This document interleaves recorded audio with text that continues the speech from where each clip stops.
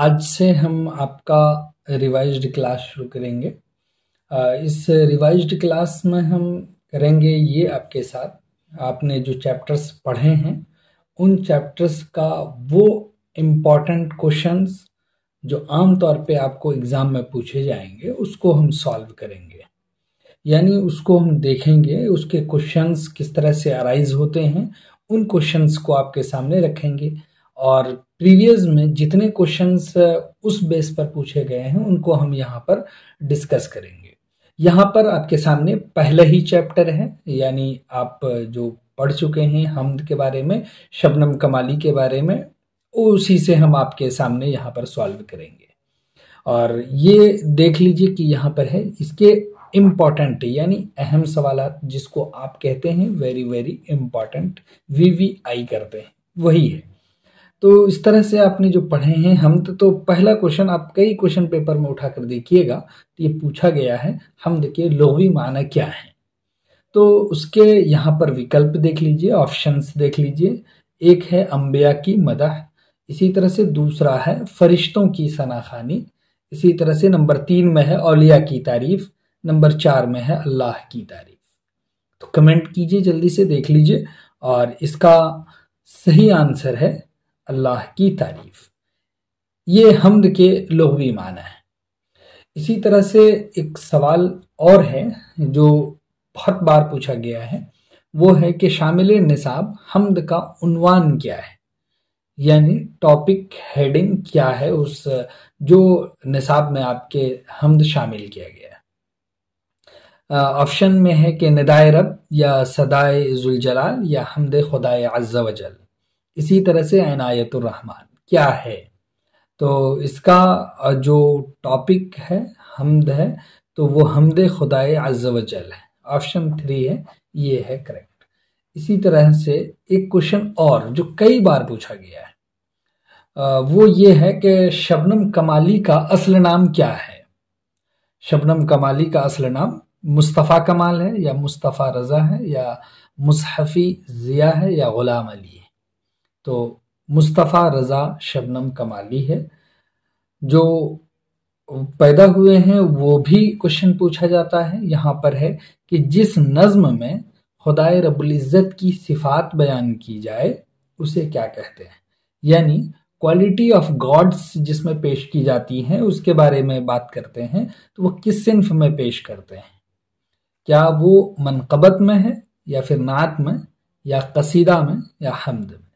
तो इसका सही जवाब यही है, करेक्ट आंसर है 4, यानी हम्द में ही पेश की जाती है खुदाए रब्बुल इज़्ज़त की सिफ़ात।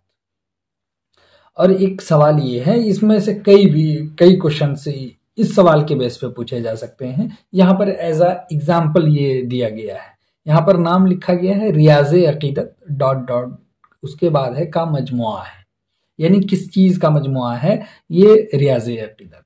इसी तरह से आपको दिया जा सकता है उसमें सहबाए अक़ीदत भी, फिरदौसी अक़ीदत भी, अनवारे अक़ीदत भी, यानी जो शबनम कमाली की 5 नातिया शायरी की किताब हैं उनमें से कोई भी किताब दे सकता है और ये पूछ लेगा। यानी सिन्फ पूछना मकसूद है, क्या हज़लिया शायरी है या फिर नातिया शायरी या गज़लिया शायरी या हम्दिया शायरी क्या है। तो ये मजमुआ है नातिया शायरी, ऑप्शन 2 में है, क्योंकि हमारे निसाब में वो हम्द के तौर पर शामिल हैं तो हम ये मिस कर सकते हैं, गलती कर सकते हैं, तो इसको याद रखिए। इसी तरह से सवाल नंबर 6 है कि शबनम कमाली की पैदाइश कब और कहाँ हुई है। देख लीजिए, ये आपको पूछा जा सकता है कब हुई है या फिर ऐसा भी पूछा जा सकता है कहाँ हुई, दोनों एक साथ दिए जा सकते हैं। और फिर उसमें ऐसा भी हो सकता है कि सूबे सिर्फ दिए जाएं। इस तरह से ऑप्शन देखिए हमने तीनों दिए हैं। इसमें नंबर 1 में है बिहार, सीतामढ़ी और फिर 1938। आपको सिर्फ विकल्प चूज कर लेना है कि कौन सा सही है, आप देख लीजिए। इसी तरह से नंबर 2 में है कि महाराष्ट्र मुंबई 1934, उसके बाद है यूपी लखनऊ 1936, 4 में है बंगाल कोलकाता 1940। तो अब देख लीजिए कौन सा सही है। अगर कोई एक भी रहेगा तो इसी तरह से जो सही आंसर है वो एक ऑप्शन में है और वो 1 में है। और देख लीजिए बिहार में सीतामढ़ी जिला है, 1938 में पैदा हुए हैं 22 जुलाई को। इसी तरह से एक क्वेश्चन और देखिए, क्वेश्चन ये अराइज होता है कि शबनम कमाली ने किस चीज की दुआ मांगी है। आपके हम्द से पूछे चले गए हैं कि किस चीज़ की दुआ उन्होंने मांगी है। तो उन्होंने दुआ रिज़्क़ हलाल व तय्यब की मांगी है, या फिर गुमनाम ज़िंदगी की, या उरूज बंदगी की, या इल्म नाफ़े की। अगर आपको वो शेर याद हो, जैसा कि हमने कहा है, आप याद कर लीजिएगा आखिरी शेर, शबनमे बेनवा को भी दे दे उरूज बंदगी, फिक्र तलब की राह में आज ये पायमाल है। तो आप वहां पर देख लीजिए उरूज बंदगी है, तो ऑप्शन 3 करेक्ट हो जाएगा अपने आप। इसी तरह से सवाल नंबर 8 है कि शबनम कमाली को शायरी की सिन्फ में शोहरत हासिल हुई, यानी शायरी की किस सिन्फ में आप बहुत ज़्यादा शेर व शायरी कर रहे थे, या फिर किस में आपको बहुत ज़्यादा रुचि थी। तो ये देखिए, एक है नज़्म, या फिर 2 में है गज़ल, नंबर 3 में है मनक़बत, नंबर 4 में है नात।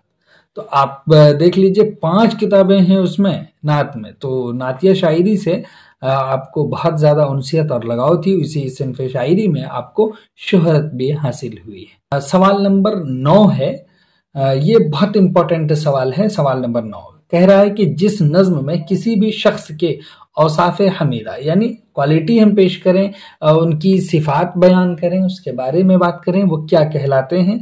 क्या वो कसीदा कहलाते हैं, या नात कहलाते हैं, या मनक़बत, या हम क्या कहलाते हैं? यहाँ पर का किसी भी शख्स के बारे में अगर हम सिफात उनकी बयान करेंगे आम लोगों की, तो वो कसीदा है, ऑप्शन 1 में है। तो ये बहुत इंपॉर्टेंट है, थोड़ी सी जो है मिसगाइडिंग की वजह से आपकी गलती हो सकती है। अब उसके बाद है सवाल नंबर 10 है कि शबनम कमाली की किताब कौन सी है। यहाँ पर कई किताबों के नाम है, उनमें से आपको किताब चूज कर लेना है कि उनकी किताब कौन सी है। देखिए, राह हिदायत, या ज़ियारत काबा, अनवार अकीदत, या रोज़े क़यामत। इस तरह के क्वेश्चंस रहते हैं, तो अनवार अकीदत आपकी किताब है। सवाल नंबर 3 सही है।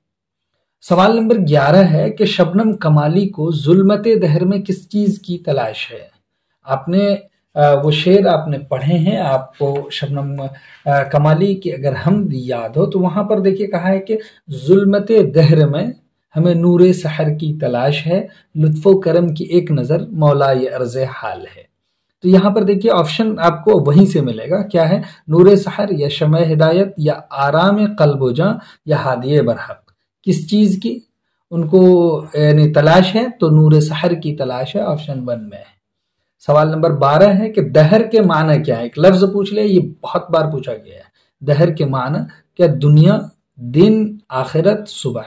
तो दहर माने जमाना, दुनिया, ऑप्शन 1 में है और ये करेक्ट है। अब है सवाल नंबर 13 कि अल्लाह रब्बुल इज्जत की कुदरत खास का अक्स क्या है। आसमान और जमीन, बज़्म कायनात, इंसान, हवाई जहाज। तो अब देखिए कि आपने शेर में ही पढ़े हैं, कुदरत खास का तेरी अक्स है बज़्म कायनात। ये 2 में दिया गया है और ये करेक्ट है। अब यहाँ एक सवाल आपके सामने है, 14 नंबर में पूछा जा रहा है कि बाब की जमा क्या है। बाब की जमा बताइए। बुयूत, इसी तरह से अबवाब, या बवाब, या बाबें।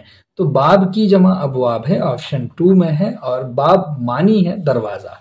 अब यहाँ जो अल्फाज आपको दिए जा रहे हैं, ये अल्फाज कई मरतबा एग्जाम में पूछे गए। इनमें से कोई भी हम यहाँ पर उस अल्फाज के की जमा आपके सामने रखते हैं, वो आप जरूर से एक मरतबा देख लीजिएगा और याद कर लीजिएगा। जैसे कि फैज़ है, इसकी जमा क्या है? फयूज है, जिसको फयूज व बरक़ात बोलते हैं। इसी तरह से मौत है, तो इसकी जमा है अमवात, और हुक्म है, इसकी जमा है अहकाम। अब है अक्ल, इसकी जमा है उकूल। उसके बाद है लुत्फ, इसकी जमा है अल्ताफ, और फिक्र है, इसकी जमा है अफकार। ये इनमें से कोई भी अल्फाज आपको दिए जा सकते हैं ऑब्जेक्टिव करके, या फिर इनमें से ऐसे अल्फाज हैं जो आपको सब्जेक्टिव में भी दे सकते हैं लिखने के लिए। तो ये देख लीजिए। अब 2 क्वेश्चन और हैं, इसके आंसर आपको जरूर जो है बताने चाहिए। यहाँ पर है कि हम्द की खास खूबी क्या है, बताइए। तो हम्द की खास खूबी बहुत लोगों को नहीं पता है, यानी हम ये जान रहे हैं कि अल्लाह की सिफात बयान करते हैं हम्द में, वही लिख देते हैं, लेकिन खास खूबी क्या है? बेशुमार या बेहद, यानी अनलिमिटेड क्वालिटीज को दर्शाना, बताना हम्द में, यही है इसकी खास खूबी। अब है एक के हम्द और नात में बुनियादी फर्क लिखिए। इन दोनों में से एक क्वेश्चन तो जरूर आपके एग्जाम में होगा। हम्द और नात में बुनियादी फर्क क्या है? तो बुनियादी फ़र्क आप देख लीजिए कि हम्द में हम बेशुमार सिफ़ात को पेश कर सकते हैं, जबकि नात में हम बेशुमार सिफ़ात को पेश नहीं कर सकते हैं। यानी जो इंसान है उसकी एक लिमिट क्वालिटी है, उनकी लिमिट जो है सिफ़ात होंगी उन्हीं को पेश करते हैं। इसीलिए इन दोनों में ये बुनियादी फ़र्क है, यही आप लिखेंगे।